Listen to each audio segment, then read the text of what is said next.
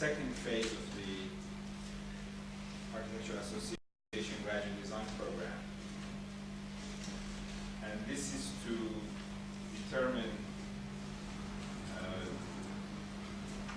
graduate design candidates' capacity to independently conceive and execute a significant architectural or urban design project. And the jury who is gathered here today is going to discuss the projects with the candidates. And Thursday afternoon, at the end of these presentations, this jury will make an assessment, evaluation, so that the candidates would be awarded the graduate design, the graduate, AA graduate diploma.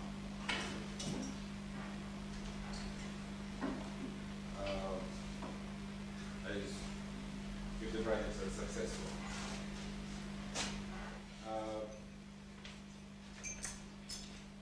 I'm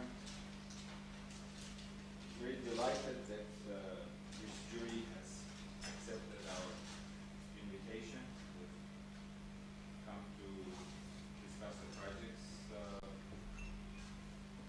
with the candidates and the AA community. And it has been discussed. Jury consists of Zaha, Hadi, who I'm sure doesn't need an introduction. Very happy that she's accepted our invitation. So Hadi Mirmiran, who is an architect in Iran, deals with the most prestigious projects in Iran, like the National Library in Iran, and other projects like that. And also Andrew Zago, who talked about his work and his ideas last night. Okay, so in order to not lose any more time, I think we should start the presentation.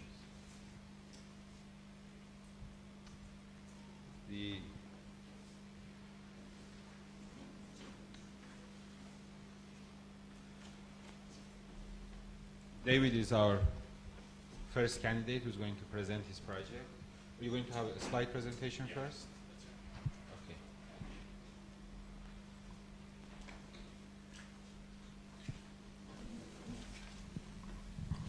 Morning. My project is a late competition entry for the Cleveland Public Library in Cleveland, Ohio, in addition to the existing main building.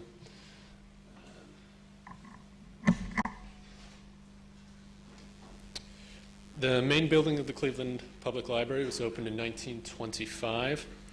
Beaux-Arts neoclassical design was part of a group plan of civic buildings arranged around an axial series of open green spaces in the center of Cleveland, originally planned in 1903 by Daniel Burnham. The slide on the left is showing this axis going out north towards Lake Erie. The library is the one on the right of the left photo.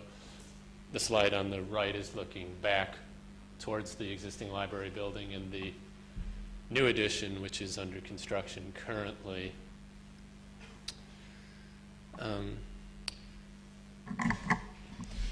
In the 1950s, a small public garden was created immediately to the east of the main building. Just to the east again of this garden, a series of existing buildings was converted to function as an annex for the library. On the site plan, here's this axis, existing library, the site of the new building. This is looking at the front of the existing building, and again, the new one under construction. This static, isolated arrangement of major elements, the existing main building, adjacent garden, adjacent annex, is the current condition and will remain so when the competition-winning scheme to replace the annex is completed. This is the competition-winning scheme by Hardy, Holtzman, Pfeiffer.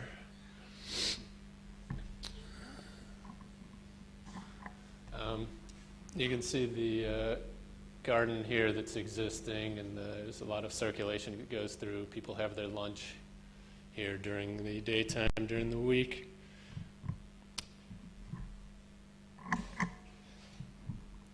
Inside the existing building, a rectilinear concentric order of reading rooms and stacks around a central light well above a first floor main room produces isolation of elements in both plan and section and a strong hierarchy. This condition of stasis, isolation, and hierarchy is inappropriate both urbanistically and architecturally. Here we see one of the reading rooms on the right with, on the ground floor, a tall space. The stacks are immediately to the right of that sliding mezzanines.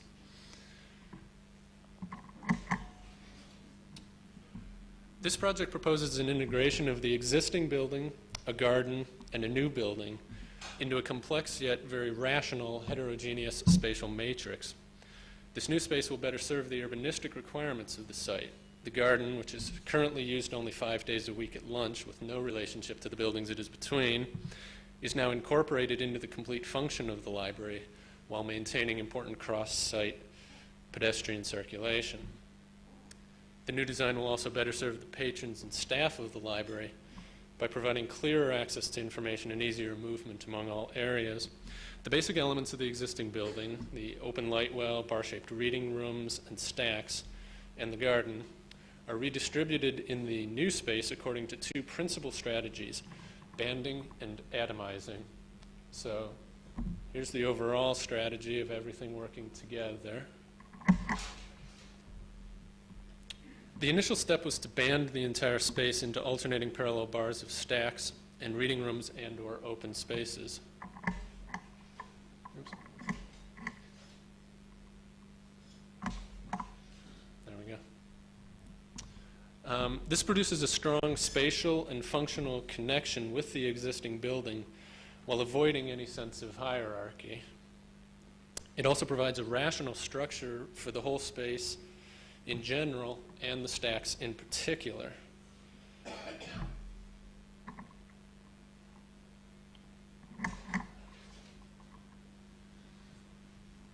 So in the new space, the plan and section diagram end up looking almost identical with the banding scheme. And there's no central sacred space as in the old scheme. Secondly, programs other than stacks, the reading rooms, interior open space, exterior open space, and garden, were atomized and dispersed throughout the whole volume. This process informs and effects the alternating bands of stacks without destroying their continuity. It produces the desired complexity and integration of a heterogeneous whole by activating all of the elements in the space, yet not reducing them to a single Cartesian order.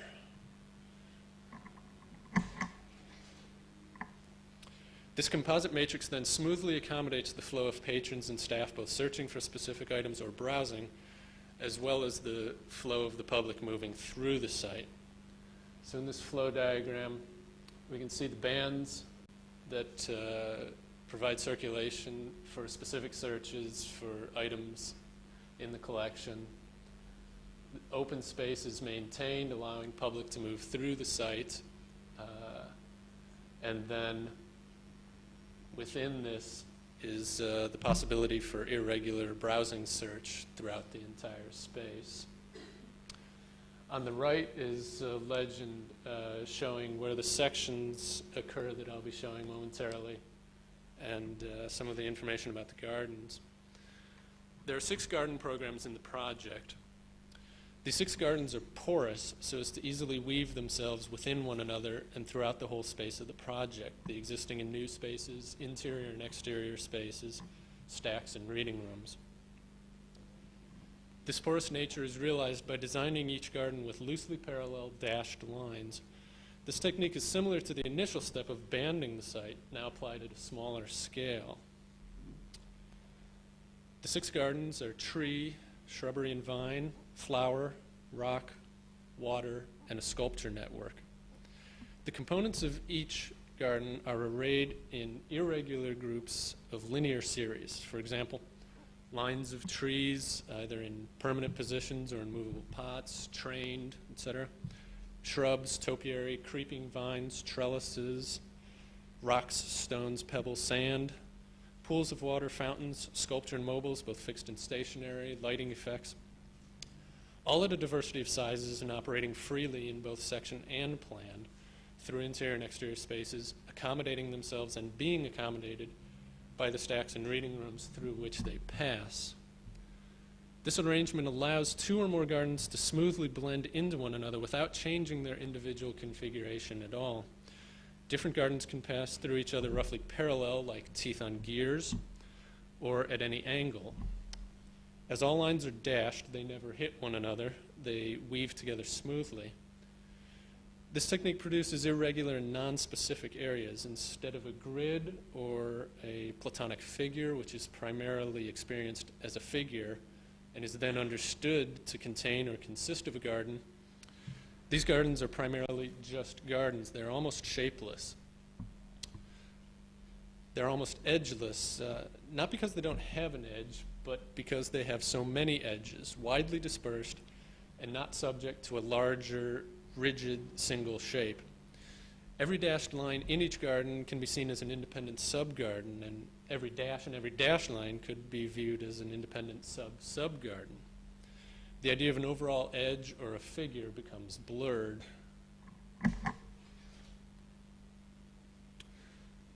To realize this atomizing strategy, a technique of grafting was employed.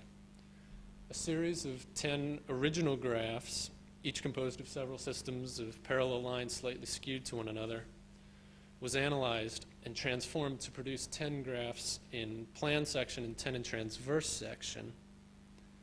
From almost random origins, many emergent systems of local order occurred. These systems were used to determine the configurations of the 6 garden programs, as well as the interior and exterior open spaces and the reading rooms. I'll take you through 2 of the sections and their development. There's some more on the boards, but here we see 2 of the original graphs composed of these systems of parallel lines all skewed to one another, and some of the complex spaces they produce with enough information available to generate all the things I want: the gardens, open spaces, interior and exterior.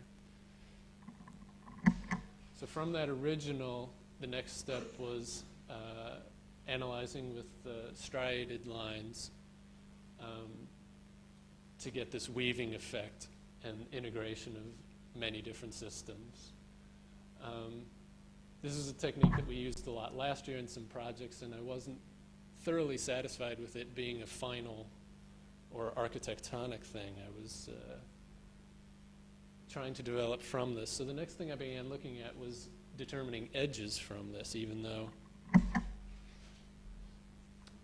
and came up with this atomized graft, what I call.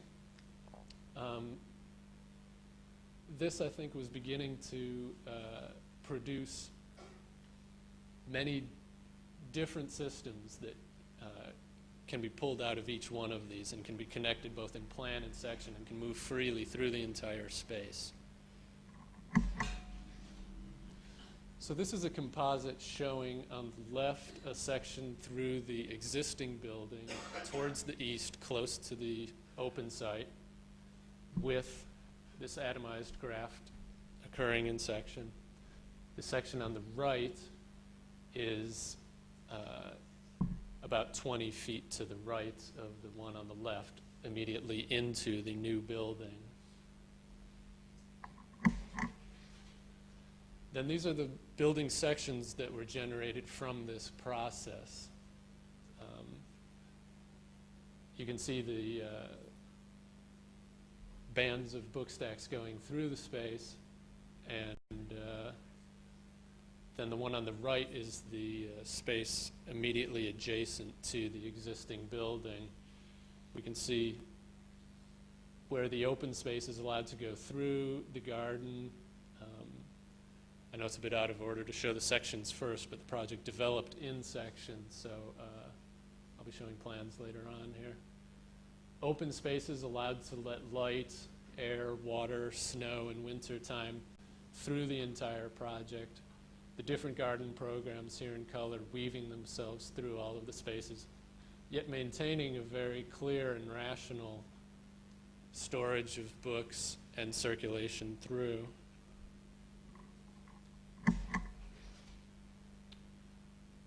Here are two other sections in the center of the existing building on the left, and then further along towards the right of the building.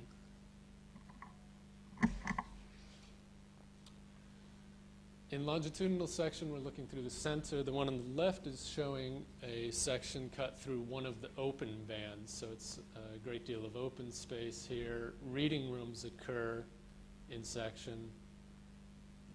Here's this open space with light and air passing through, public circulation, entry to the library itself. On the right is a long section through one of the book stacks, showing how all of the new levels connect to the main floors and the mezzanine floors of the existing building.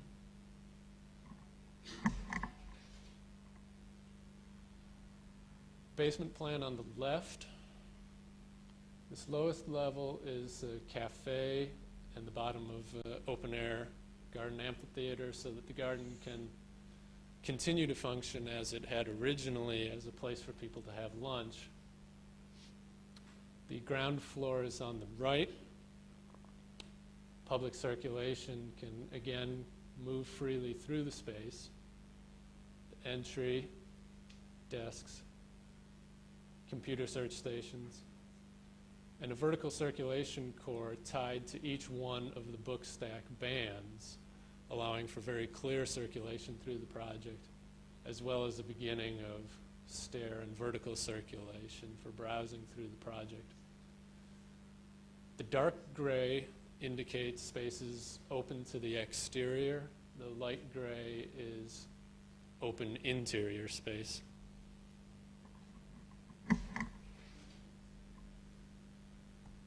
On the second floor, we see the connection now of the new space into the old space. Book stacks with varying density and height and in plan to allow the reading rooms to go through spaces, circulation to go through stacks, and again, all of these gardens going through outside spaces, interior atrium spaces, and into the old building. The circular elements are mobile, computerized reference desks that can be arranged as required throughout the life cycle of the project.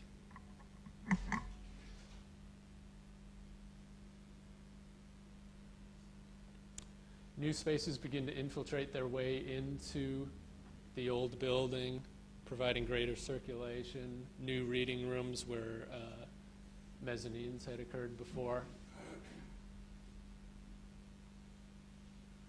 And again, seeing the open spaces outside, allowing air and light and rain and snow to all go through the project.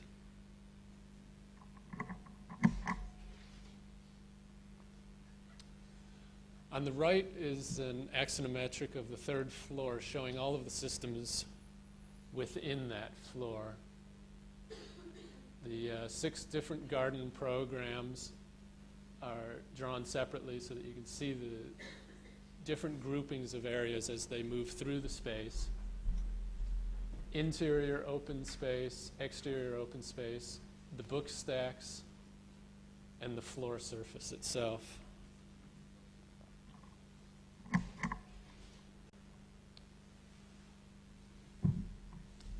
Here's the model in sight, and we can see this major cut allowing circulation and movement through the project and the space going through.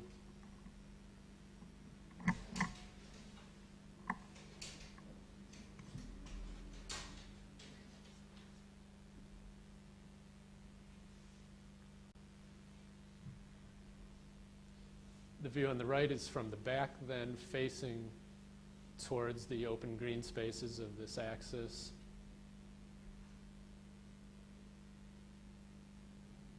Above each book stack band, services occur.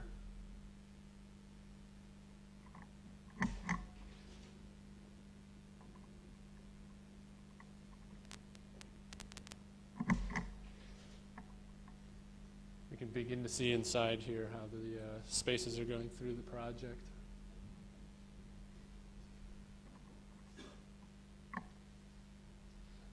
You can also see here in the corner how the ground is beginning to bifurcate and fold down into the basement level in the center where the amphitheater occurs and the cafe.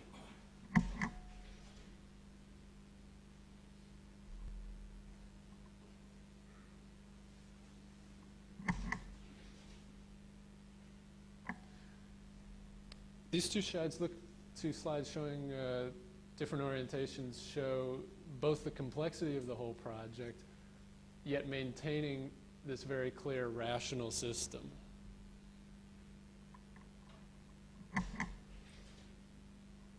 And in detail.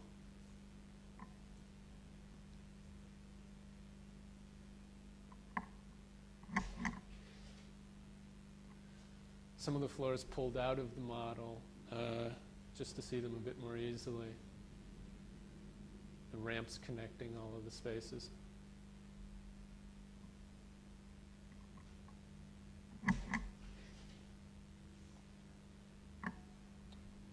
Here on the ground floor, we see this amphitheater space. Above it, the ramps connecting, circulation, the entry wall here.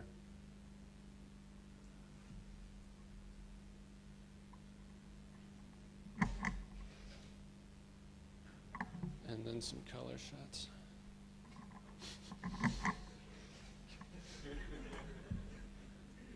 These ones are not as accurate as the drawings, obviously, but they show the effect of this garden weaving its way through the entire project. Thank you.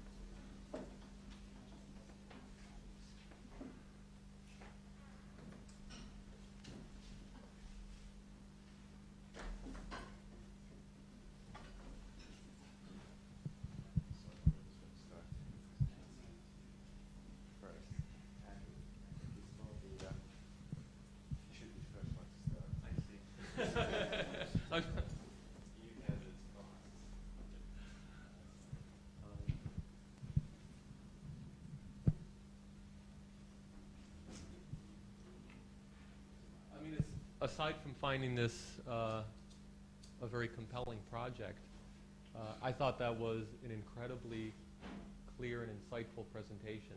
Actually, a very professional presentation, and everything is really executed like that.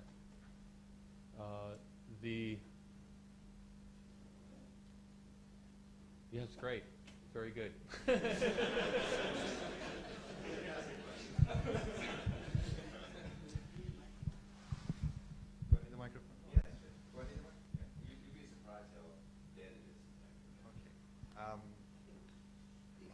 I'll just start with a question so that people can get warmed up. One thing that I think was very clear at the beginning of the project was the differences that you wanted to set up with the existing organization. Whereas the existing organization is a central organization, centralized. You were very clear about the use of this notion of banding and the way that you were going to introduce a kind of decentralization. But as you worked through the project, it seemed that this idea of the banding became part of you somehow equated that with the concept of rationality in the scheme, and then you set that up dialectically against the kind of concept of complexity, where the atomization of these pieces became the complex pieces. Can you speak a little bit about how you see this relationship between striated elements as rationality and then atomized elements as complexity? What is it that makes these visual differences into rationality and complexity in the project? Your turn.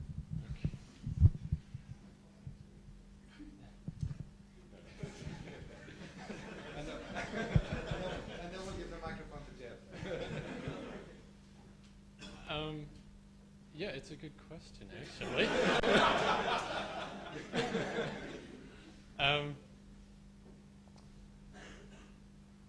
I think it's because in the banding in this diagram, that's as complex as it gets. And it still describes a very clear, simple figure. The atomized systems, even though they're based on a kind of similar principle of these loosely parallel lines, they end up not describing figures, as I was talking about. And there's so many of them weaving in and out of one another that their edge becomes difficult to define, or they have so many edges at so many different scales that's where the complexity begins to arise, is through their interaction with one another. Whereas this one maintains its relative constancy. It varies slightly as some other elements, open spaces and gardens.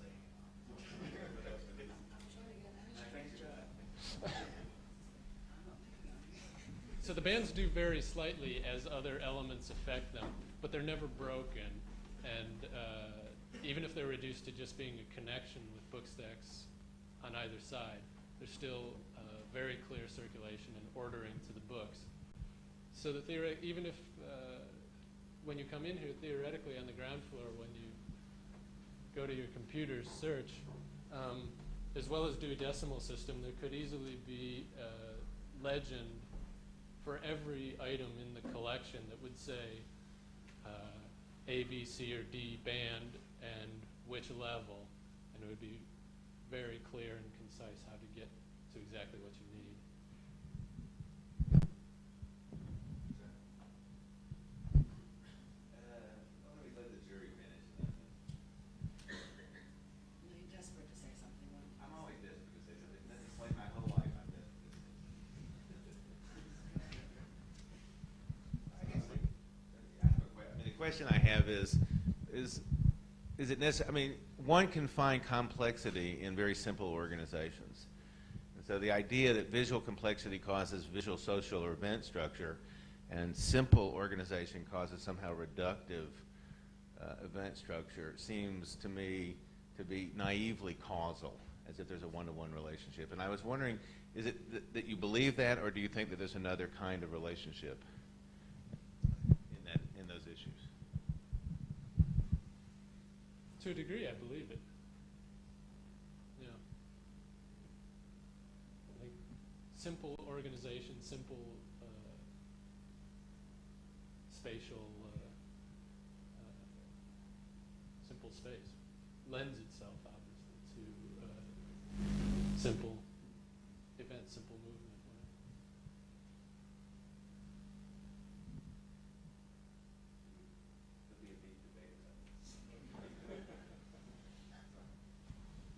I don't want the microphone.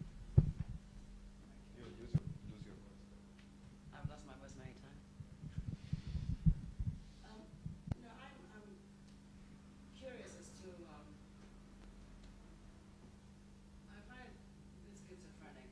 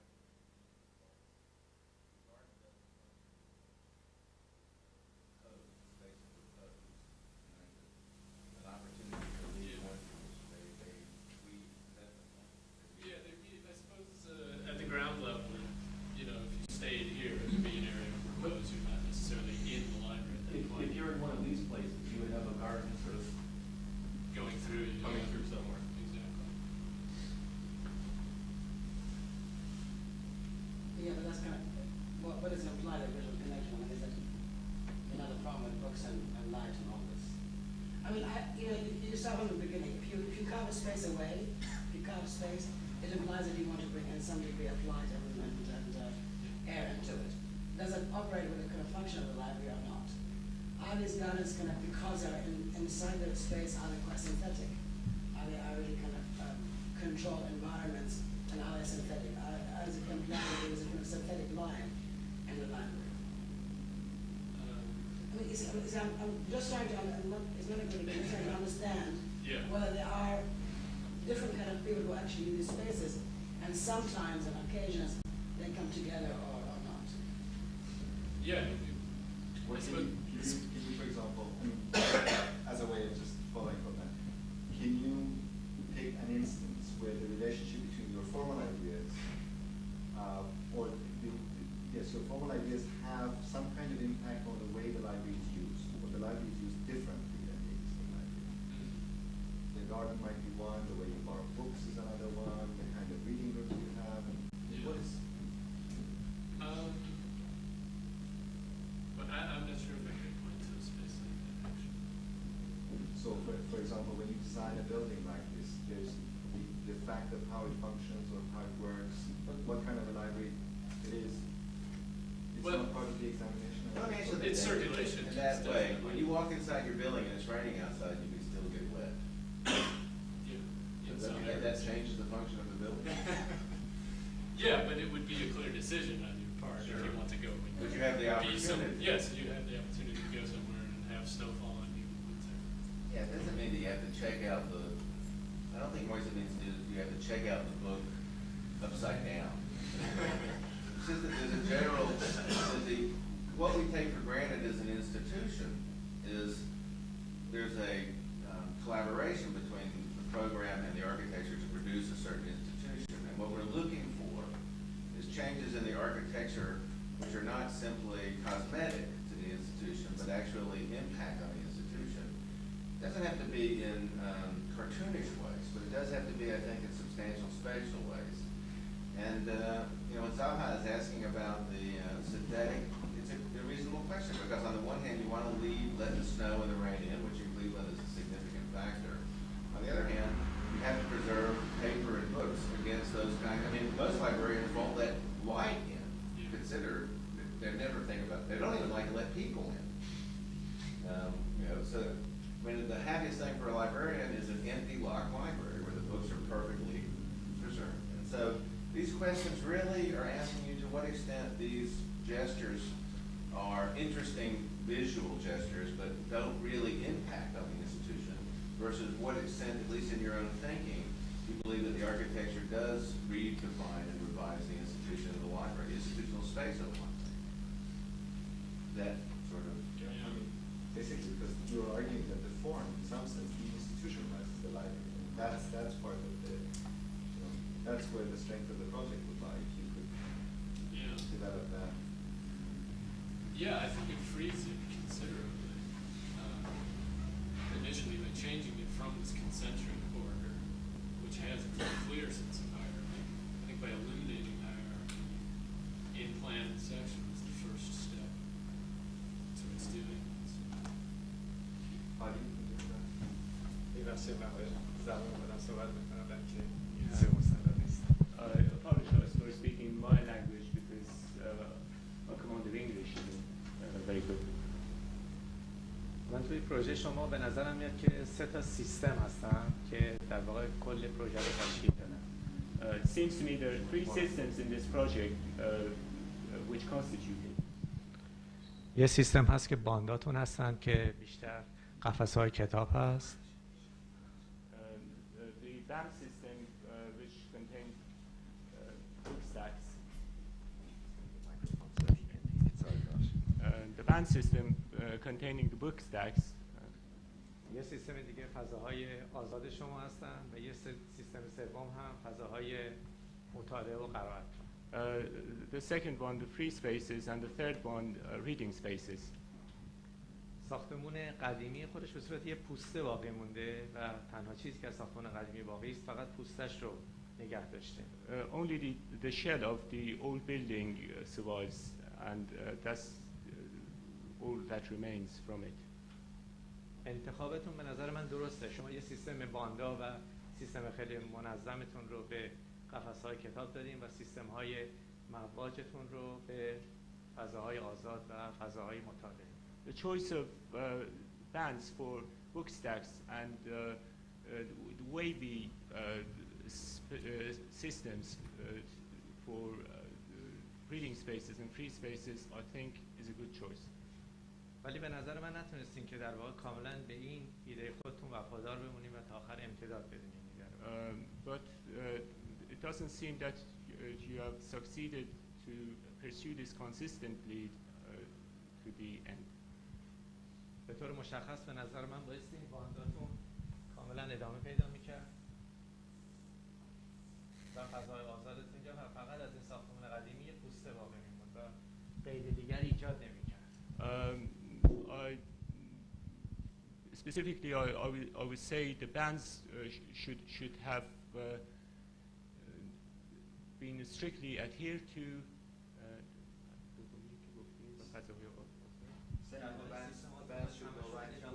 And they should go right through the shell of the old building, and the old building should only survive as a shell. حالا که شما در واقع با اینها که با این گردشی که دارید فعلا که قطع کردیم به نظر من دو مبدأ خودتون مقید این پروژه قبلی کردیم. By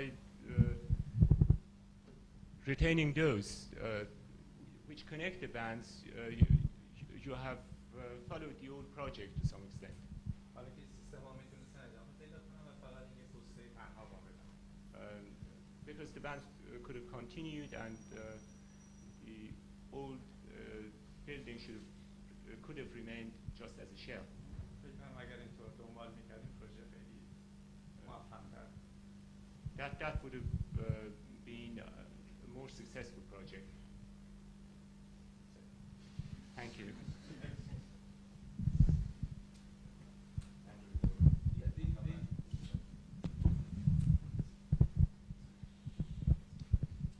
I mean, I think I actually agree with Hadi's comments. You talk about it as being non-hierarchical, but even though this is set up as these bands like this, it is still a fairly strong formal system. That is, it's a roughly square arrangement, and it's not a large number of bands. In terms of the circulation, you have 5 of them. So you set up a series of very specific conditions, 2 edge ones, a center one, the middle ones, something happens at one end versus the other end. And then it sets up, I think, very clearly a kind of, it's a formal problem of when you have a courtyard and a series of bands and where they meet and what happens there. And that is I think, a problem. But if one did have a kind of fairly regular autonomous system running through there, the second question I would have has to do with the, I guess, the geometry of the 2 different systems. I mean, one is the sort of stronger geometry of both the existing library as well as the bands you've introduced, even though they're different, I could sort of group them together. And the second has to do with the what you're calling the atomized graph. And if I'm not mistaken, the atomized graph provides both the dispersion of the gardens throughout the project as well as the configuration of the skin. Is that right? Yeah. I mean, there is a kind of, there's a kind of, I assume, a sort of glass wall that wraps around there, and then in many cases it comes out. And the implication of the drawings that you have on the top, and I understand, of course, the need to resolve it, and as I said before, I think as a whole it's resolved quite professionally. But the implication of the drawings above is something that wouldn't resolve itself as a clearly defined edge like that. And it was something you were about to say in your presentation, I thought, and then you sort of stopped short, right?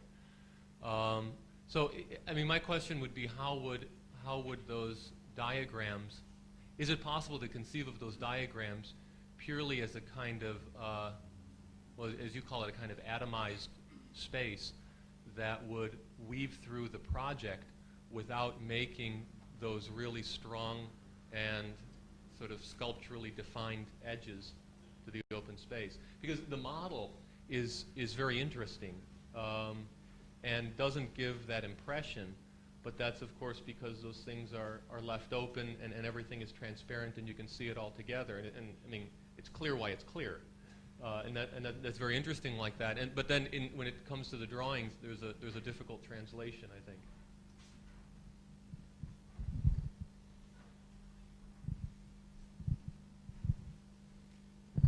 Maybe you should also say a few words about the last panel and the issue of color or the way in which certain aspects of the project become transformed as you work with them. I mean, the model is one example. You make a model that's clear, then you mediate it or you work with it through photography. How has that come into the work itself in any form? Does it affect it in some way? Yeah, the first thing that using these kind of lighting techniques is that you can show various conditions at different times. We can just highlight different systems within the overall, such as the garden spaces we're not doing, or purely focusing, trying to just focus on edges and blur the distinction between figure and ground.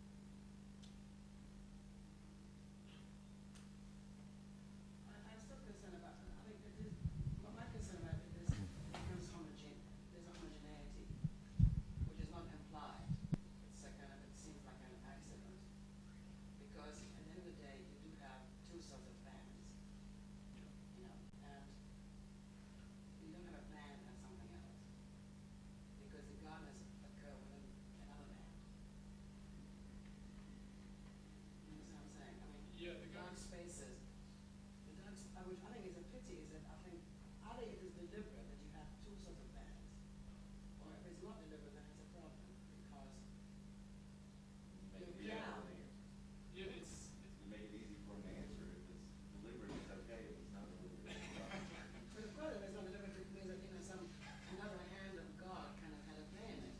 no, it's deliberate. I mean, initially the bands are quite distinct, but the gardens and the open spaces then But, you know, go through let's say both. you say the garden is a snowflake. I'm sorry. The garden is like a snowflake. Okay, a snowflake has got in a particular spot only, cannot look anywhere else. So the issue of randomness is not really, it's not really random, it's just, there's only one slip that can occur. It doesn't occur anywhere else. Yeah, outside things can occur outside, but the garden programs are going through all of the spaces, so you would have lines of trees, plants, whatever, going through open reading rooms, going through open interior atriums, going through book stacks, exterior. No, but I'm saying, what is the space in between the two, the gardens on one of the bands? What happens there?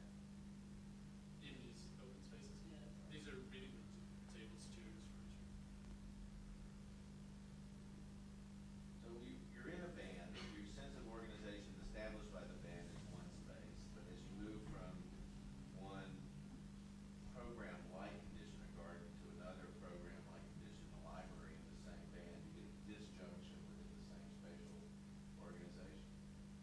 Yeah, this garden, I mean, the reading room would be dominant as a reading room While you're in the blank space. while you're in the white space.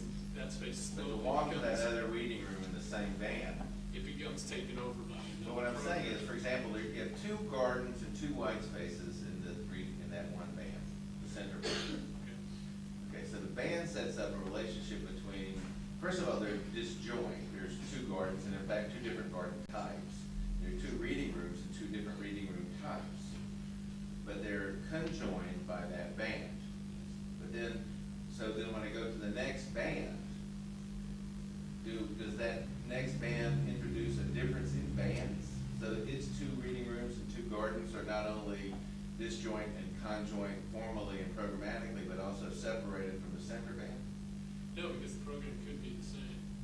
Reading rooms can go through these stacks. It's the stacks. So I think the discussion of the bands is needing to have more impact is probably plausible. I mean, there needs to be, the bands in the end just become walls. They don't really become institutional spaces in their own right, since the dominant condition of the institution is in the cross structure, in the gardens and the reading rooms.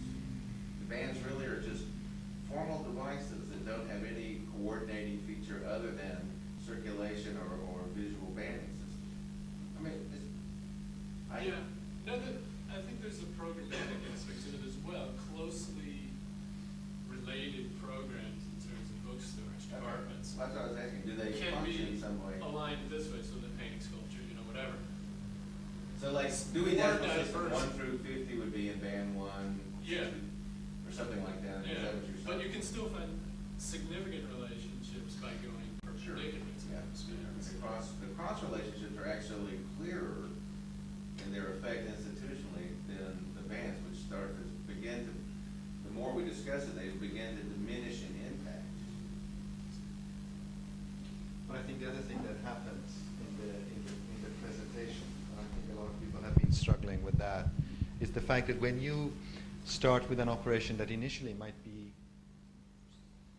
primarily non-visual in terms, because it doesn't start with an a priori image of what the thing should look like, but it starts with certain processes, like the idea of the band, which might be for a moment at least non-visual. What I think would become really quite important is to then demonstrate the relationship between the idea of certain processes and their repercussions.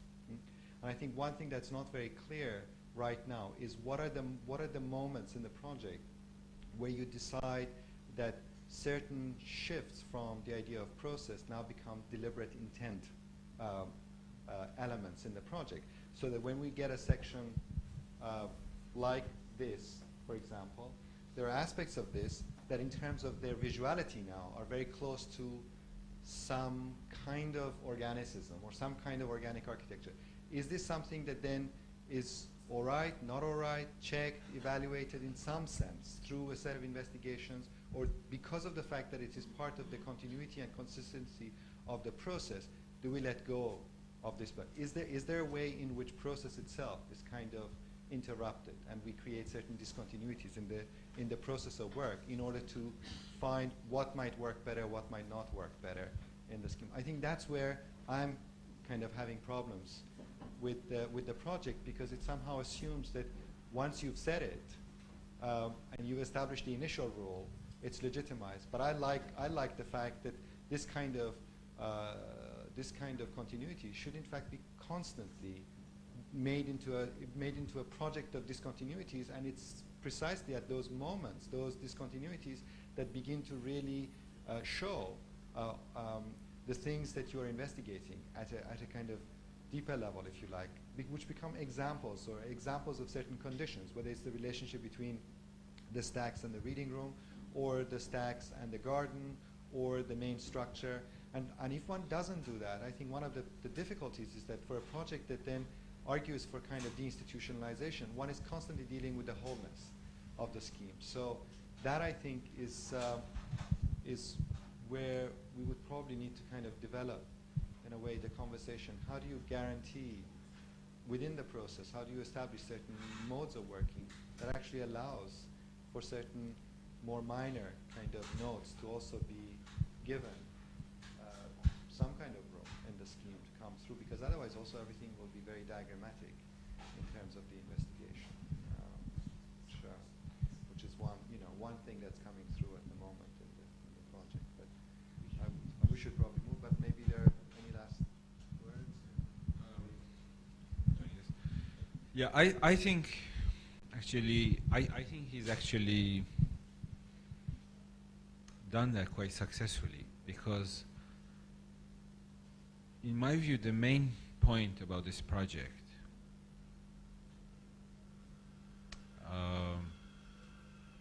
is not really formal. but it's about the change of organization of the institution. Because the way he compared it, or the way it is compared with the existing organization of the building, I think it becomes quite clear that in the existing organization of the library, which at a very general level is similar to many libraries, at a very general level,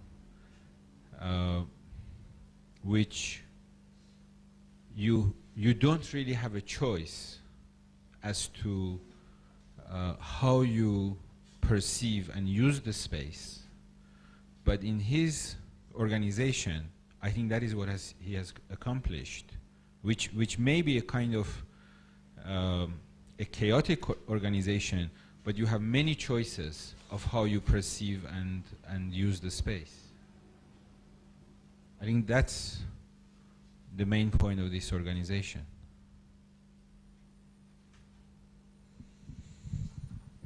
Thank you. Thanks, Dave.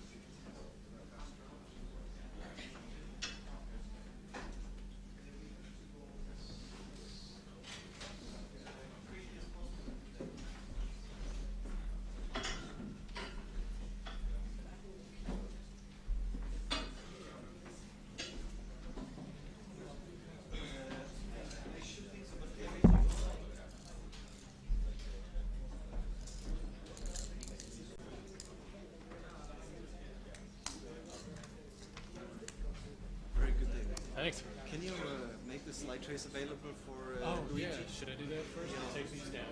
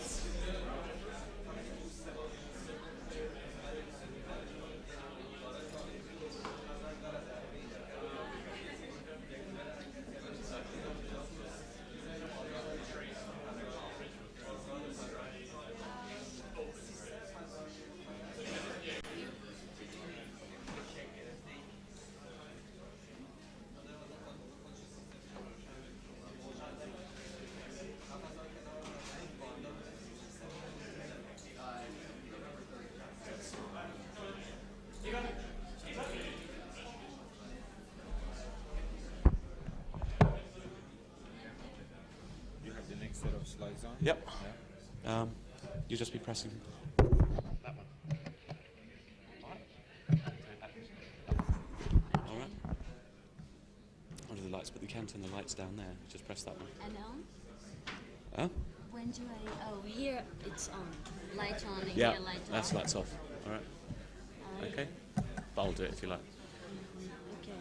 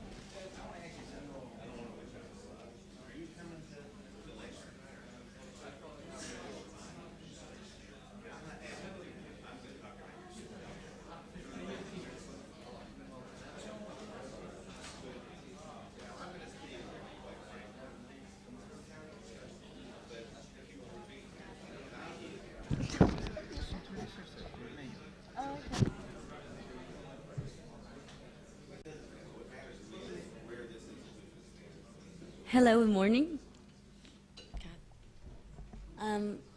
My name is Eva Castro, and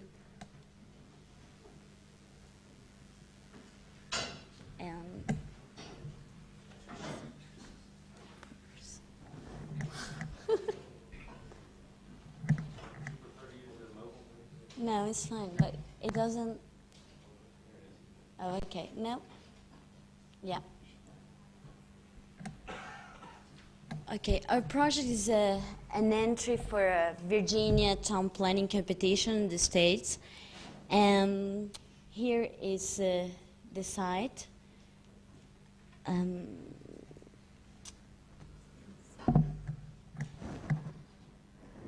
Okay, the competition is pretty much about just unifying some few neighborhoods around the site, and it attempts to be in a future like a kind of suburb, slightly bigger than a suburb, but unifying the neighborhoods with the site in the middle. Here is the context that we have.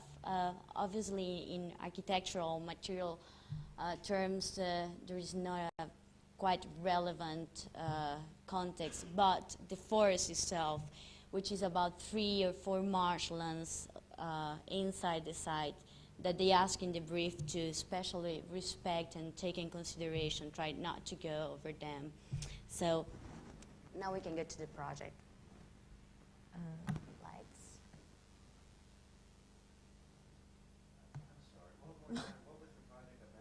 It's a Virginia, it's a town planning, an urban town planning, and yeah, for a new town. Yeah, but it's a suburb scale. It's not a huge town, and it's pretty much about unifying those neighborhoods that there is around it. And then in the next future, it's actually a plan that is taking in consideration like different phases, 5 years, 10 years, 15 years, and 20 years. And at the end of the 20 years, it's supposed to be a whole town. Okay? So unfortunately, we have to change there and then change again here.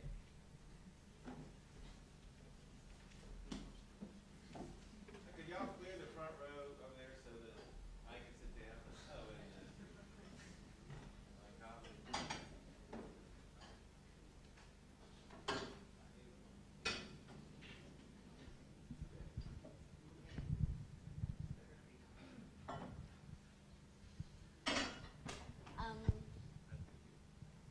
Hello?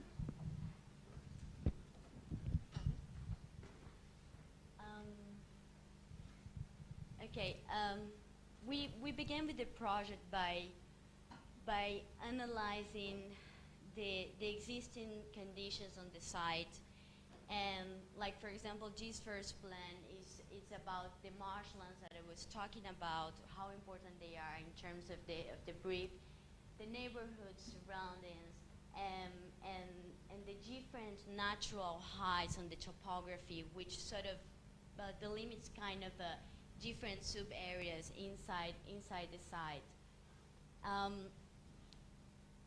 The special organization of the site, because of that different heights of topography, and because of the different densities of the vegetation inside the site, is pretty much what we had in our hands. I mean, we didn't have like strong influences or contingencies from outside the site.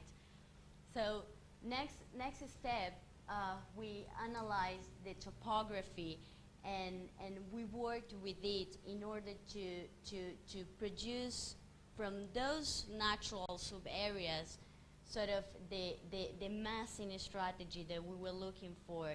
It's important to say that they pretty much gave us in the brief all the numbers that they needed for residences, industrial areas, whatever, and then they left up to us the way that we could sort of divide those residential areas.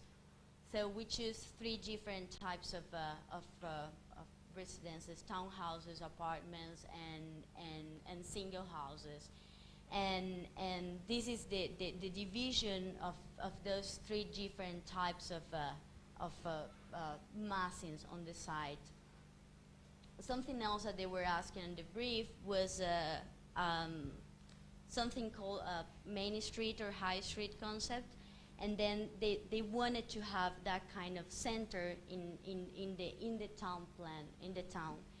So what we did was we analyzed a typical main street, and by decomposing them and having sections of it, we got to the minimal sections of each part of the main street, containing the minimal programmatical basis that each section would eventually need, and then we applied them to the massing strategy, and we produce 9 basic centers. Instead of one main street where we have our 9 centers all over the site, with all the basic information in terms of program that they were asking for, and something else that we include. Then we arrived to the lot systems, which is a kind of very fluid system which attempts to connect the north and the south of the site, where we have the major part of the needings in terms of connections. And we produce again, we look for kind of communications which are pedestrian path over the marshlands. So we keep the marshlands as nature as possible. We don't touch them, but then we create of them kind of internal gardens where people can actually go through, and system of roads which don't touch the marshlands. And the idea of those roads is as well kind of simulated as difference with the normal suburbs. They kind of leave your car in one place and just walk along it. And in order to produce that, we use a system of unification, which is the green system, and it goes like it contains the marshlands, but it goes all over the site in order to produce that kind of easy pedestrian communications all over the site. Now, those are the phases that they were asking for: 5 years, 10 years, 20 years, and they were asking basically for about 3,000 residences, and then we actually in between 1,500 and 3,000, and we produced 2,700, mixing 3 different types of residential areas. This is a master plan, and what we were most interested when developing this master plan was about the idea of fluidity, horizontal skin, and the fact of when morphing into each other the different kind of lots, then producing a kind of a space in between, which is a mix in between what is the public space or the public ring, which is that system, and what will become the private green, which belongs normally to each one of the houses of the lots. So we worked again the lots, instead of looking for the typical division of the lots by section them, we just work them in a linear way, so sort of producing that kind of share of spaces on the lots. Those dark gray areas are the buildings that they were asking for, like 3 churches, library, etc. Okay, now we can go back to the other photograph.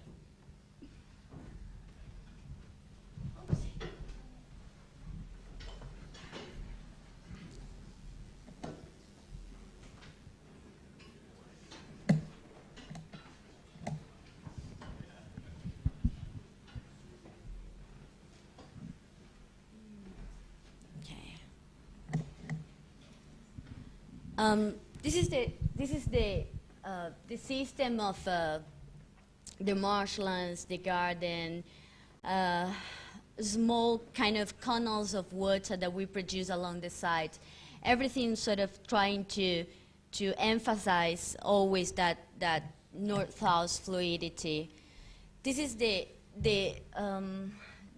what happened with actually, in terms of photographical terms, of course, what happened with the morphing or relation of the three different types of lots.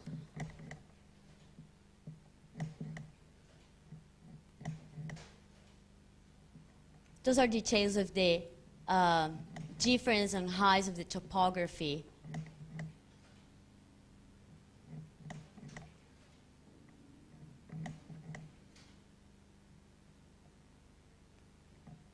Are we ready?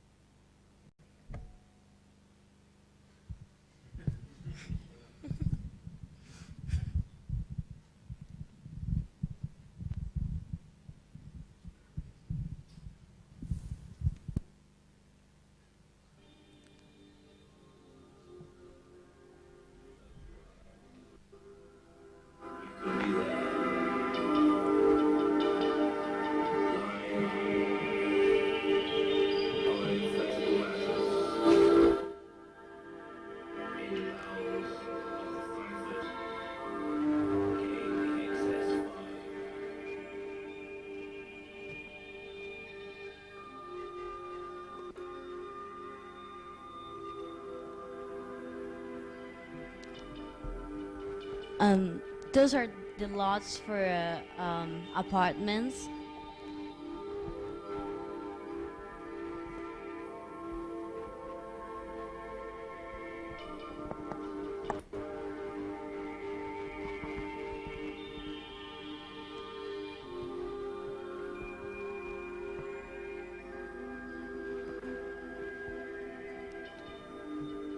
Single houses.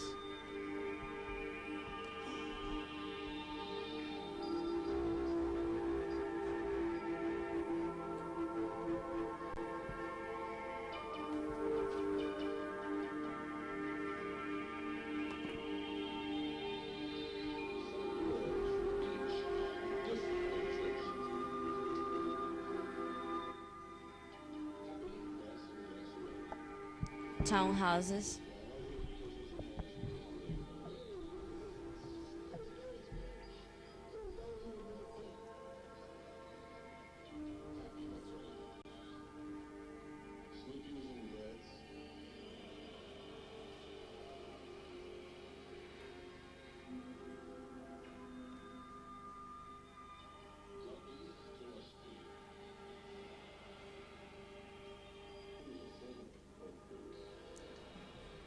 This is the three different types of lots morphed, and how do they eventually look in a model.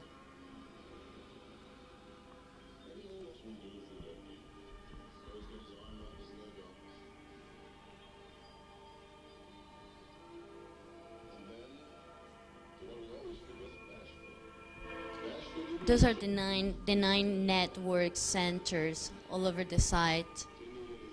How do they work in relation with the immediate surroundings?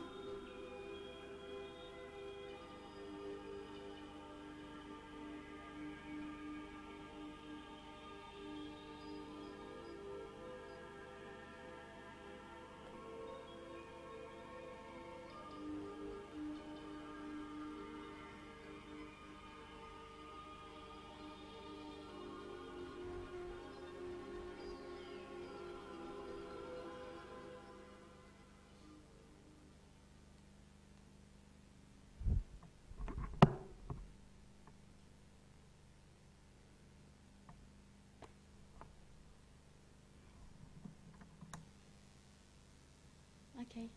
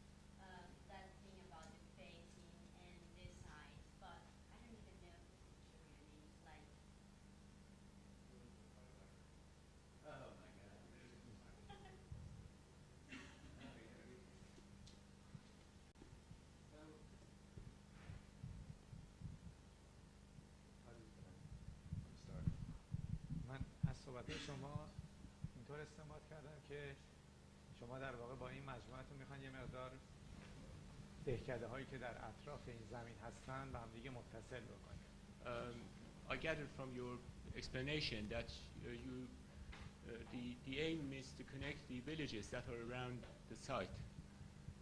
و کوشش کردیم که به اصطلاح در واقع خود سایت رو آنالیز بکنیم و نظام فضاییش رو به دست بیاریم. On the basis of an analysis of the actual site and its spatial organization. ولی به نظر من خودتون رو به یه خط غیر حقیقی و غیر واقعی که محدوده زمین باشه خیلی محدود کرد. But I think you've limited yourself to the artificial existing boundary of the site.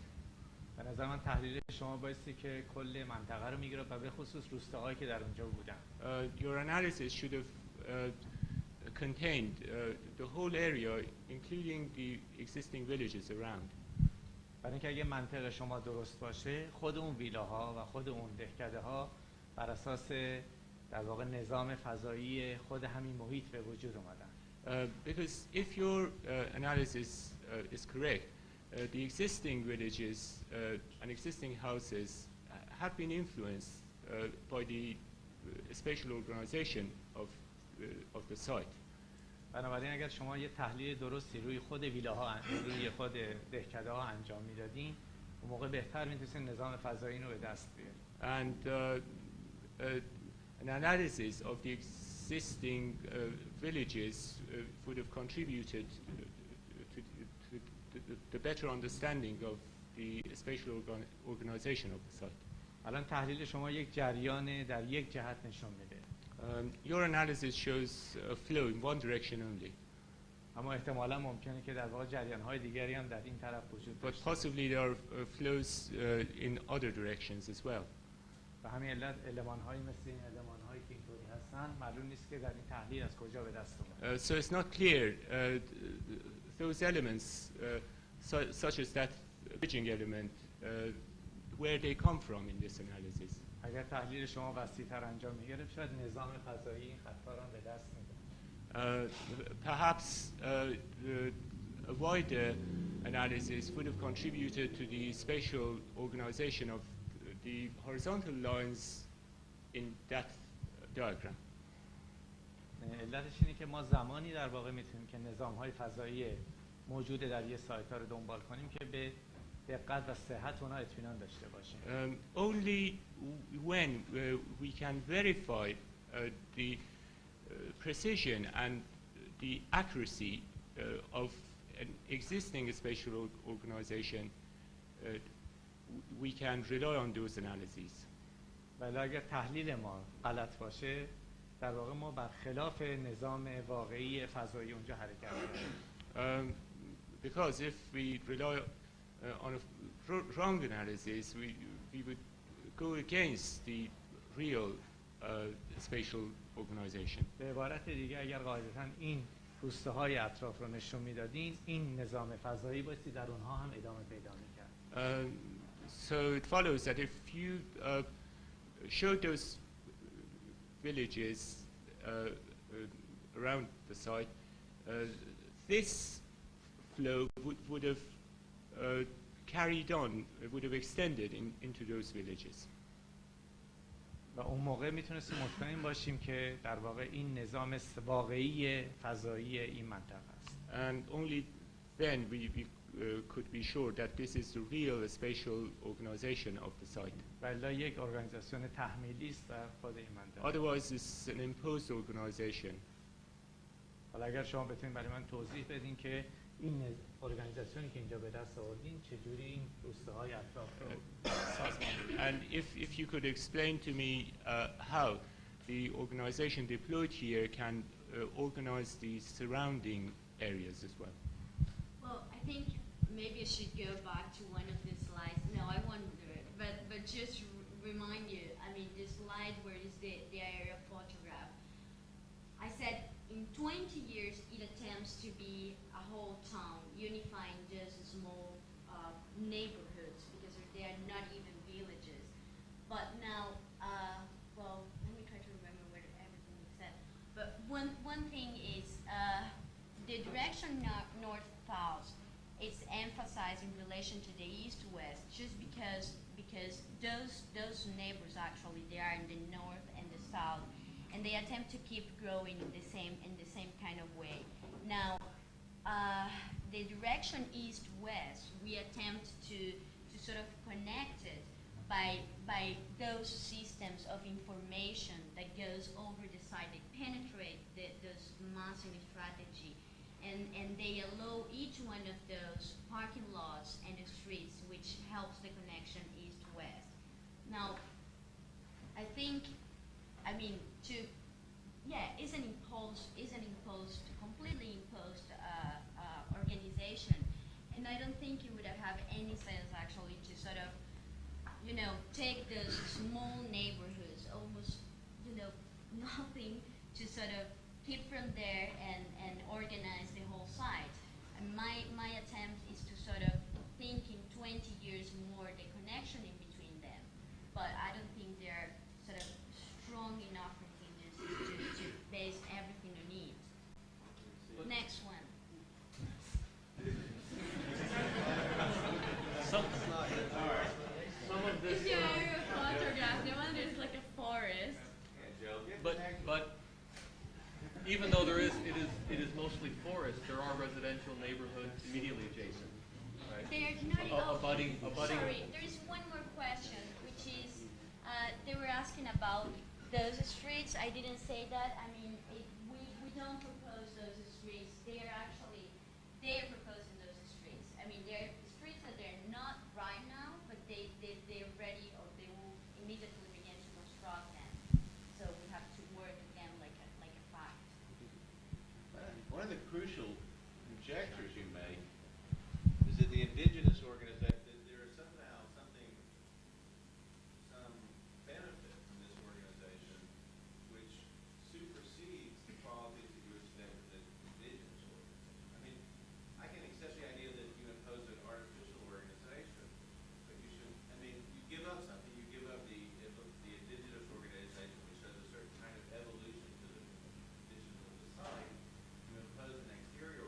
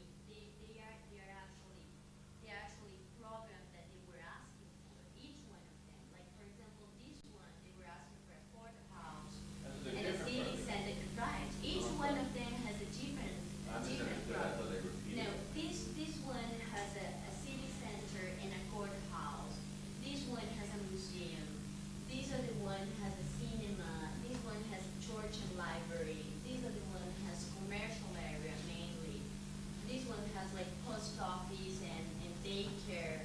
Each one of them was a different program, besides a common program that we had, which is the commercial program in all of them. So then it makes sense the composition of the main street that we made in order to make it work in a different way.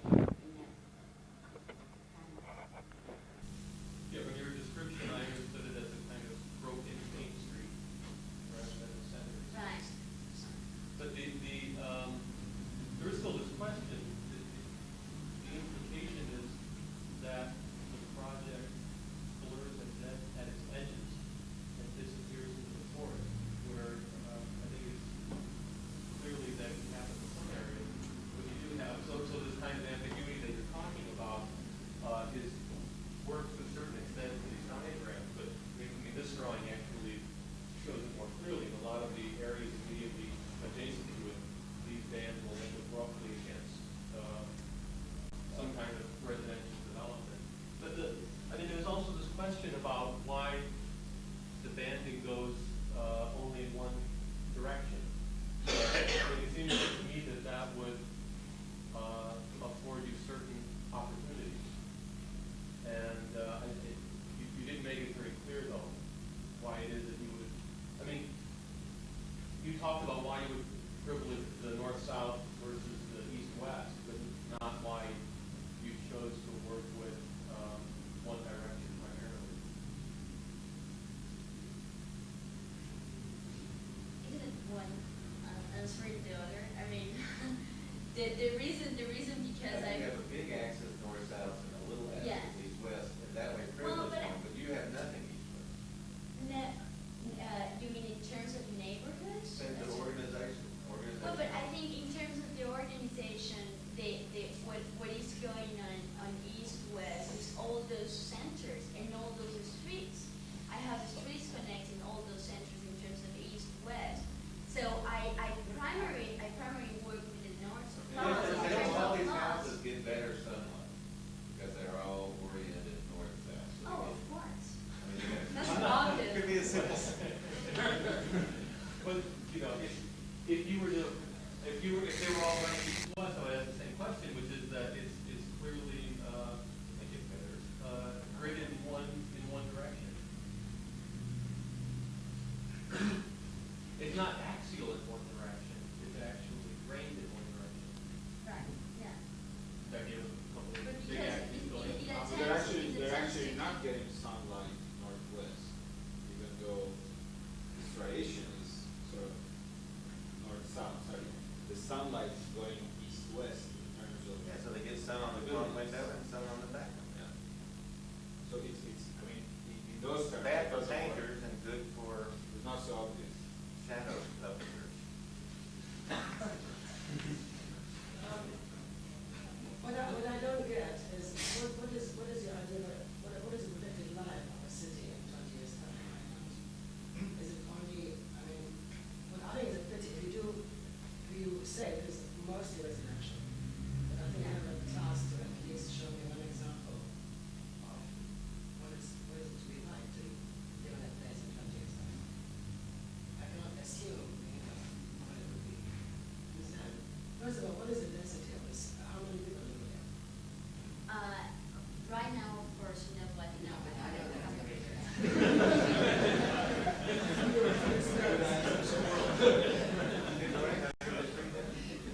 It attempts to be in a full 20 years about 3,000 inhabitants. I mean, it's really quite small. So they have a quota per person, No, sorry, 3,000 houses, 3,000 units, yeah. So, But is this a kind of autonomous city? Is it a commuter place? Do they work there? Are there adjacent industries? no, it's, You just float around in the middle of nowhere? no, it's, yeah. U.S. It's only, besides those commercial and civic and museum activities that, Retired people, what is it? it's actually the major part for retired people and kind of very, very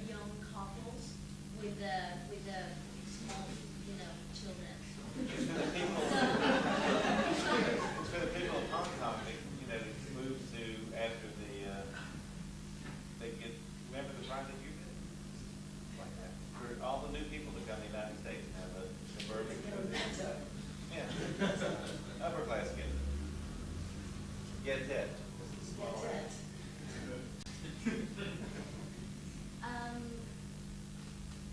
They really ask very pragmatically for a residential area, and for a place in those. Forget whatever they ask. I mean, we're all asked certain things.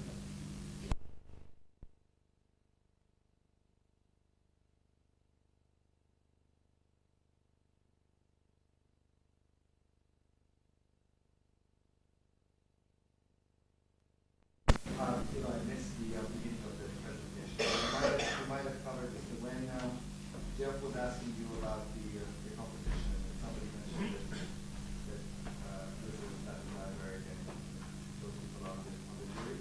Yeah. They're finalists. Oh. There is obviously in the States a very particular kind of emphasis that's been placed on this kind of notion of the new town, which has very particular kinds of ideas in terms of its attitude towards domestic space, its houses, so on and so forth, its relationship to the automobile and all of that. Are you proposing now kind of counter project, a counter urbanism or a counter suburbia? And if so, in what way do you consider this to be fundamental in terms of its mode of operation, its attitude to be different? Because I think we can, on the one hand, we can sort of discuss this thing as a project on the side with these directions and so on. On another, I think because of the current situation in the state, I think it ties very, very immediately to certain questions of the contemporary kind of proposals that are being made. So it might be interesting if you touched on how, what are the kind of aspirations? Yeah, sure. I think for me the main inspiration of this project is one to emphasize the horizontal scheme of the possible houses that we are allowing the areas and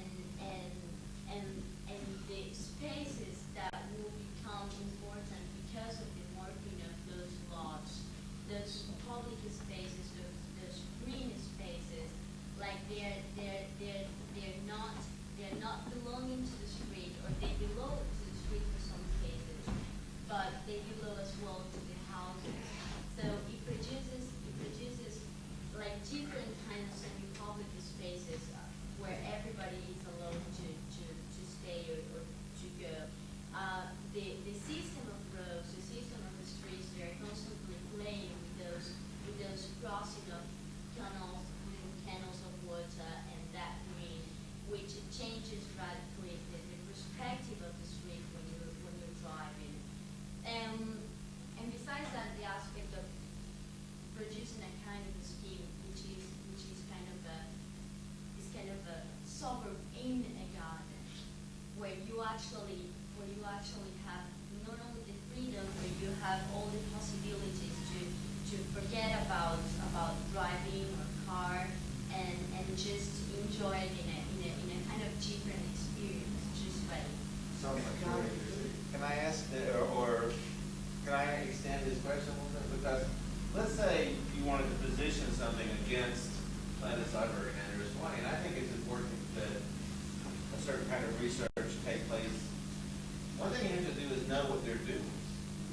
For example, they have certain simple ideas. Let's pick three of them. One is no back porches, only front porches, so that when you walk down the street, people see members of the community taking walks. So there's no privatization of the space in the suburb.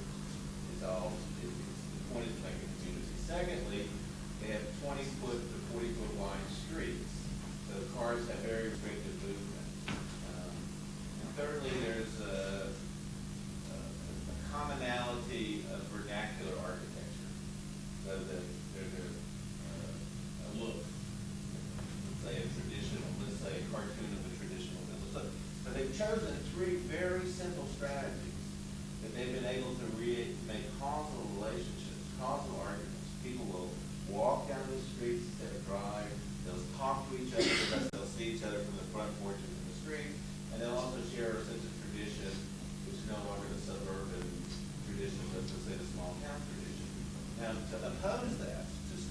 make a project that's not just compelling graphically or even interestingly intellectually, but it's going to be able to operate politically and offer positive alternatives that are not reactionary or regressive, you often have to be very specific and I think Mohsen is exactly right. You have to say, these kinds of spaces and this kind of organization produce these kinds of effects.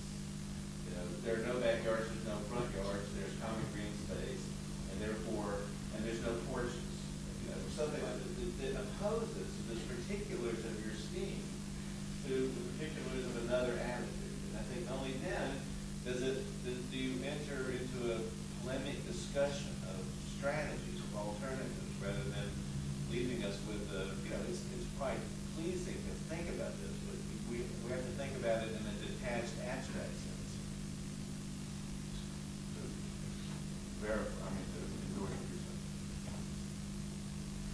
Relative to that, would you say your project is about placemaking? Placemaking. Isn't that one of the terms here? That's a Trick question. Versus, let's say, space. Because, a lot of they give an impressive set of diagrams, and there is some very clear implications behind them for the organization of the urban plan or the organization of architecture. And you've spoken about that very little. That's like I was asking about the fact that you've given this very particular grain to the site, where clearly the site as it exists doesn't have that. And what is it that actually allows you to do potentially, and what of that has actually been achieved? Because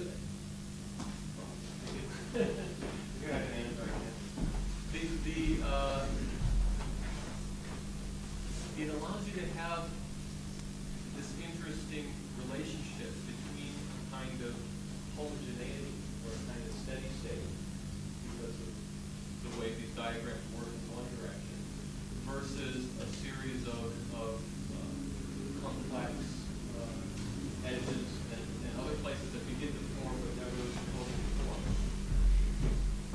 When you put enough of these diagrams together, both in terms of geometry as well as the programming, you start to end up with areas that are extremely difficult to identify as being either one thing or another thing. It tends towards one thing, it tends towards something else. But your entire strategy is against this idea of placemaking.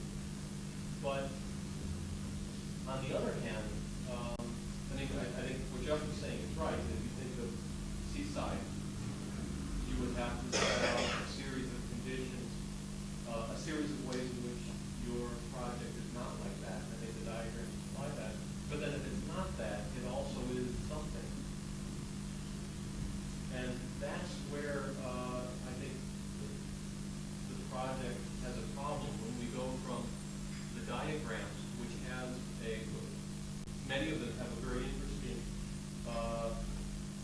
edge that they walk between a kind of steady state and a kind of complexity to the actual implementation of the project. It becomes a kind of homogeneous field where it's all varied, but it's all varied so much that it becomes kind of the same event from one end of it to the other. I mean, the programming notwithstanding. And then when I look at the final site plan, and I understand this is a planning project, not a resident architectural project, but it becomes a sort of cartoon of the diagram where everything is given a kind of equal dimension and kind of basically a geometry of turning some fairly subtle drawings into bands of a cake. And then a kind of architectural rendering of it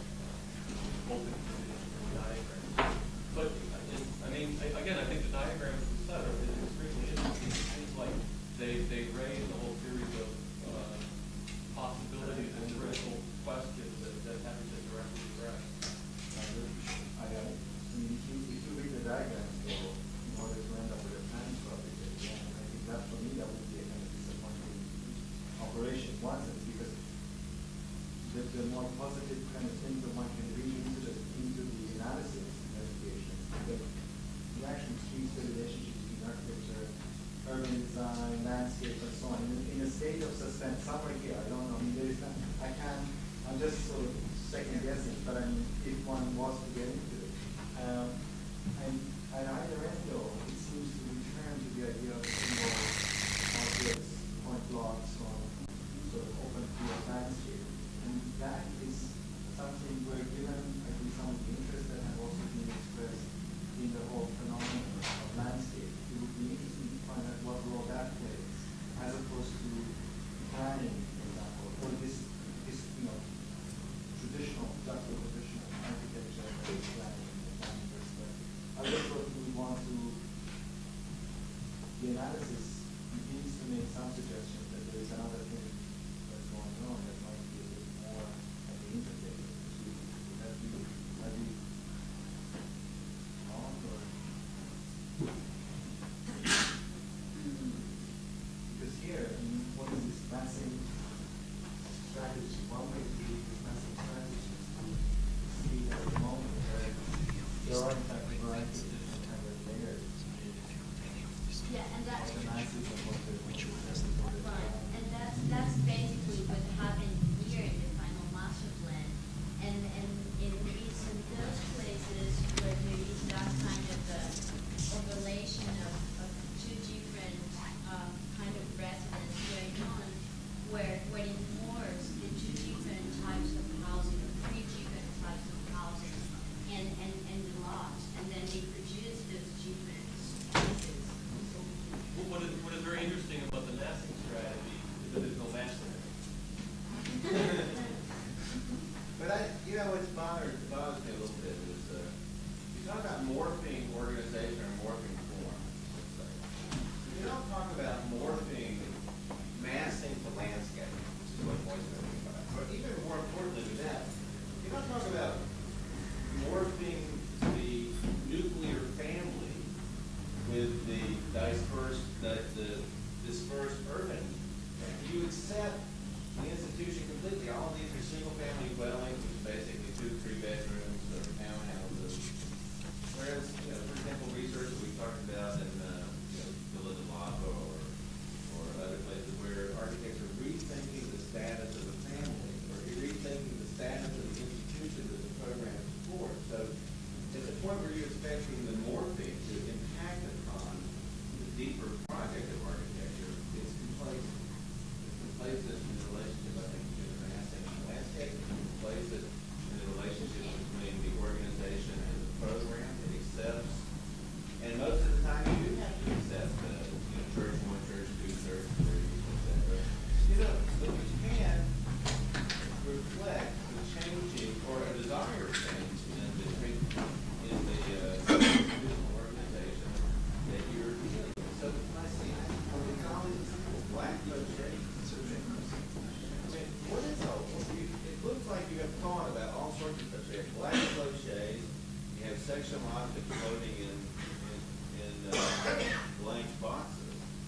But then when I expect you to say something about the fact that, for example, two families may occupy one building, that there's no, in fact, discrete relationship between an ideal unitary family, father, mother, and 2 kids.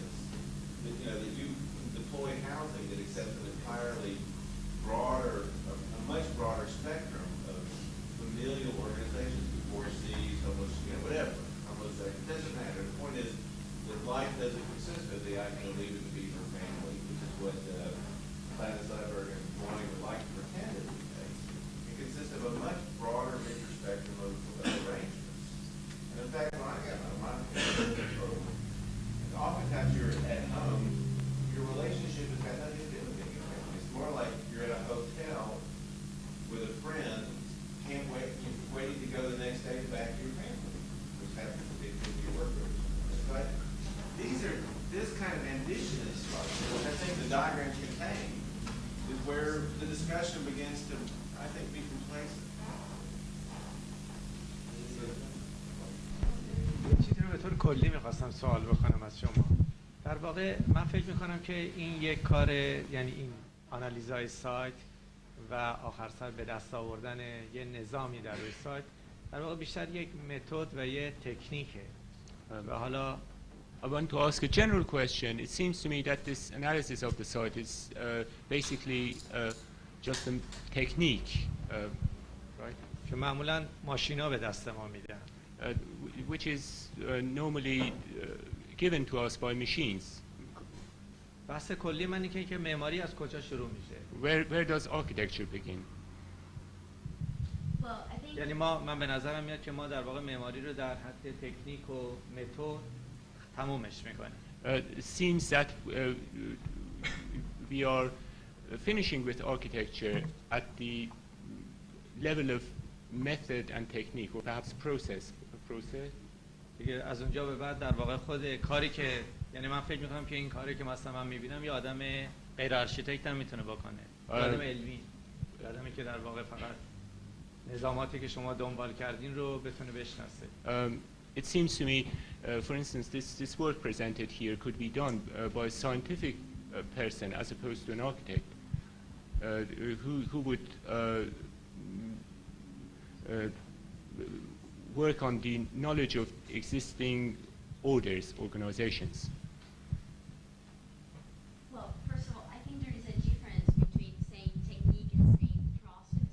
As I see this is not as a technique but as a process. And if I emphasize the process, it's because it's not the process itself, but it's the project itself. I mean, each one of those diagrams is part of the project, and it's the project itself. So it's kind of hard to answer to that question because I don't see it as a technique, and I think that really hardly a machine could do it. Could draw it maybe, but I don't think they could do it in this way. So. Thank you. That's a good answer.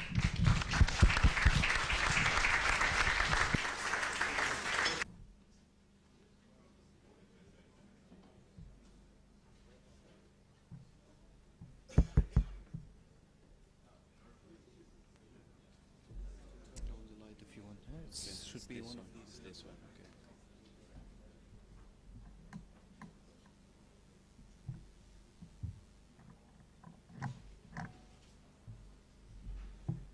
Okay, I'm going to do this presentation in 3 parts. First part is an introduction on the site and on the competition brief. Second is a short parenthesis on last year AAGDG work that is in some ways related with my project. And third, finally, is the project that I did in Rome with 3 architects, Nicoletti, Tavani, and Gianmatteo, in a team for a competition until the 25 of December. So this is the site. After the lecture yesterday, you know something. This big building here is the Royal Palace. The Prado is somewhere here, and the old city is in the middle. So one of the most important roads, Calle Mayor, Calle de Alcalá, connects the Royal Palace, the old city, and the Buen Retiro Park. Where is the Prado? This is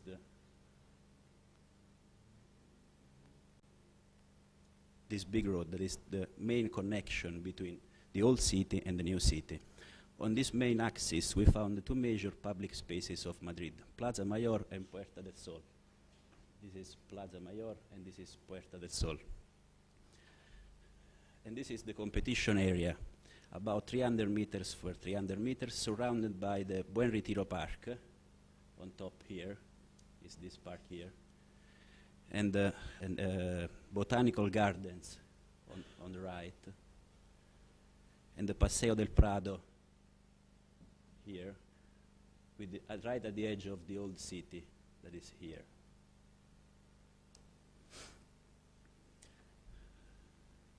Today, the Prado Museum is composed by the Villanueva building, the oldest, that is this one, 200 meters long, and the Casón del Buen Retiro, that is this building on top here. 2 separate buildings and 2 different collections, all the historical paintings in the Villanueva buildings, and the new 19th century collection here in the Casón del Buen Retiro. So 2 separate buildings with 2 tickets to go inside.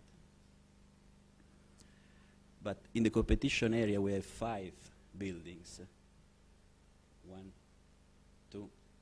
The third one is the former Army Museum. 4th one is the Accademia de Lingua. And 5th one is a cloister that is near to this old church, Los Hieronymos Church.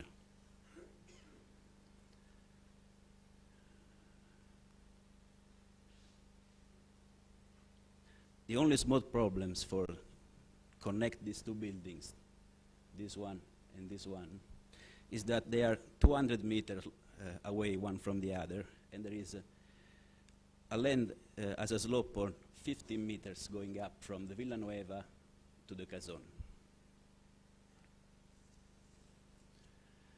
I want to read only a small quote from the brief.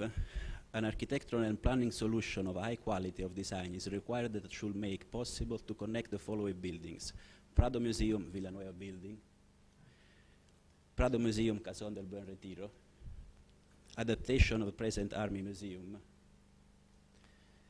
and 2 new buildings to be located on the site, adjoining the Prado Museum, Villanueva building, on the back of it, this area, and on the site existing in the cloister of the Iglesia de los Hieronymos, that is this site here. So they want 2 more buildings in this site to unify this complex. And many public critics were also made against the brief by many architects, mainly because the Casón and Army buildings, surviving fragments of the former royal palace of El Buen Retiro, are now separated from the Villanueva building by an elegant 19th century residential neighborhood. The idea of linking them via underground passages or other means, as proposed by the competition guidelines, has been called ambiguous, vague, complicated, confused.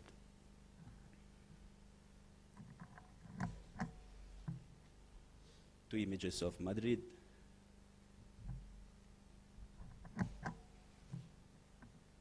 Two museums that are in some ways related to the Prado Museum.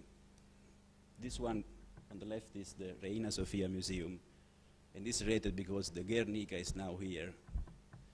And this one is the Thyssen-Bornemisza collection that is just opposite on the Prado. And as you see, this one is only intervention outside, and this one is also in an old building, and there is an intervention inside, only inside. This is the Villanueva building, front neoclassical building, and this is the back with these 2 parts that are extension of the initial building by Villanueva, that is this big one with the gallery. And this is the site, more or less.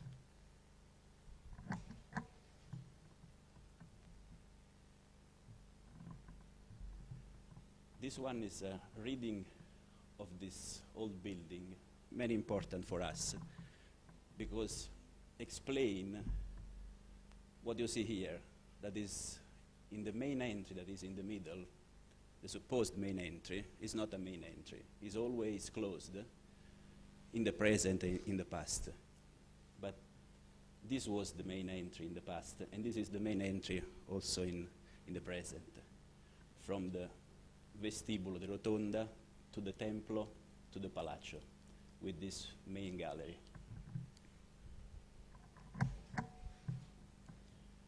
These are 2 old images of the entry. This one was the old entry and the vestibulo with the big gallery.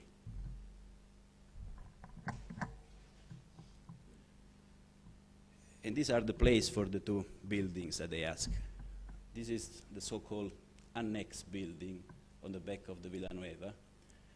And this is the building of the cloister.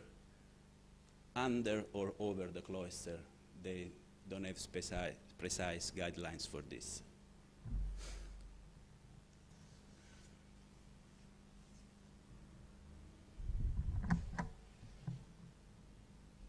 Okay, this is the plan. You can see the annex building, the cloister building that remains separate at the higher level, two different buildings, 1 and 2. And this is a bad picture of a volumetry. Oh, sorry. And these are the other two buildings that I want to link. This is the Casón del Buen Retiro, 250 meters away from the Casón. And this one is the Army Museum with the main facade on the opposite road.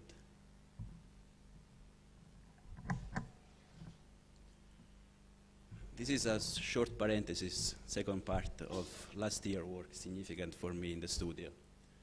This was the airport of Tehran, from a graph and from a diagram. Some images.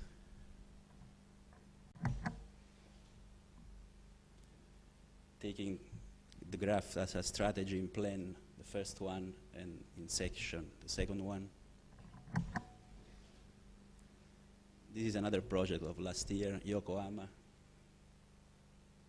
The graph is now the flow diagram used more conceptually as a diagram. These are the plans.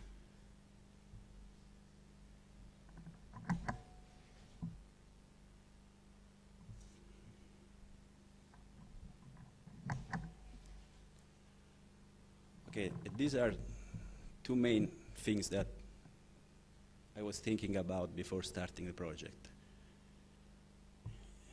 On the left, we have the Louvre with the main rectangular courtyard with the pyramid just in the middle. Very different solution from this museum in Ohio, I think, by Eisenman Wexner Center. And the strategies, I was looking for strategies. The strategy is completely different. This is a strong signal in the middle, strong geometry. This one is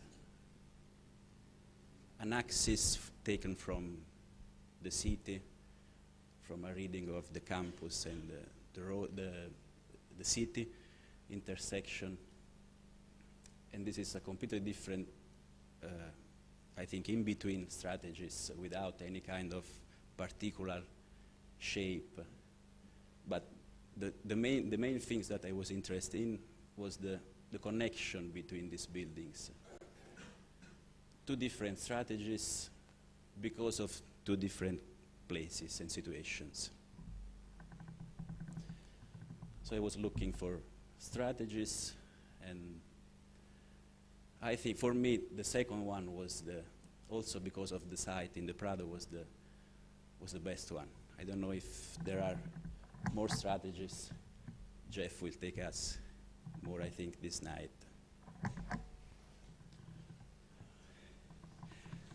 Okay, this is the site, and this is my first drawing of the project. I think the first one and also the last one. This is, my concern was about the connection of these buildings, and this was the easy strategy to connect this building.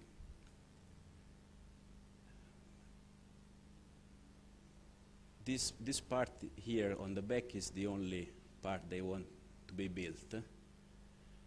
And also I think the strategy is a little bit different from what they ask, because it is not anymore two buildings on the back and in the cloister, but it's only one strong signal that is also in this left side of the Prado Villanueva building, going up to Plaza de Mendes, linking the two old buildings. Because we thought the main entry should be on the left side and not right in the middle, that was an easy reading of a mistake of reading of the Villanueva building. And this was by accident. This is the same direction, the big axis, Calle de Alcalá, Calle Mayor, that links the old city to the new park where the Prado is now. This is an old image. And this exactly